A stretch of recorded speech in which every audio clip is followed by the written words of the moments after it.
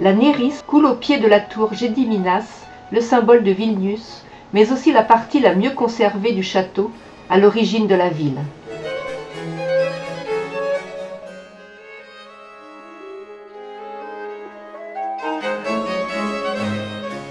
Reconstruit à partir de 2002, le palais des Grands-Ducs de Lituanie a été ouvert en 2009 à l'occasion de la célébration du millénaire de la ville. Sur la même place, la cathédrale qui fut une galerie de peinture pendant l'époque soviétique.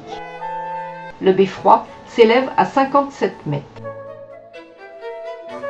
En face, la rue commerçante Gediminas s'enfonce dans les quartiers de la ville nouvelle. Des stands ont envahi la rue piétonne très animée, et il fait bon se sustenter au soleil printanier, tandis que la France s'enfonce dans la grisaille.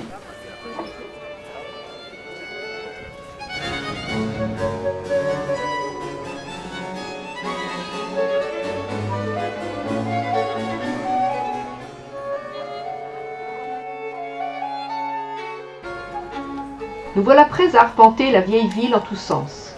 La rue Piliès est la plus ancienne artère. De riches marchands y ont jadis fait construire des maisons en style gothique, baroque et Renaissance. L'ancien hôtel de ville a pris cet aspect néoclassique à la fin du XVIIIe siècle. Un festival folklorique s'y prépare, d'où la présence de ces charmantes Ukrainiennes.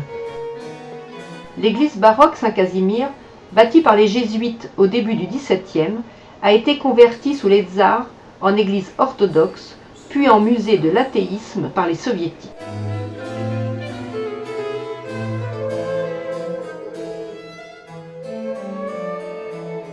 La porte de l'Aurore est la seule survivante des 10 portes de l'enceinte fortifiée.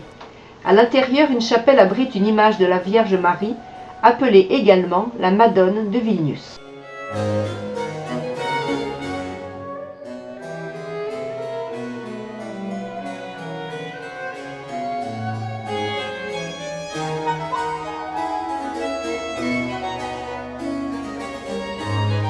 Le palais présidentiel, où séjourna Napoléon pendant la campagne de Russie, fait face à l'université.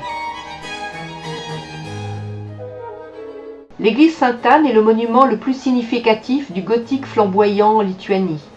La légende raconte que Napoléon, séduit, aurait voulu la transporter en France, dans le creux de sa main, comme une pierre précieuse. Au-delà du pont recouvert des cadenas des amoureux, la rivière Vilnia longe le quartier d'Usupice. Le plus vieux de Vilnius cultive un côté bohème avec quelques maisons en ruine. Il est jumelé avec Montmartre.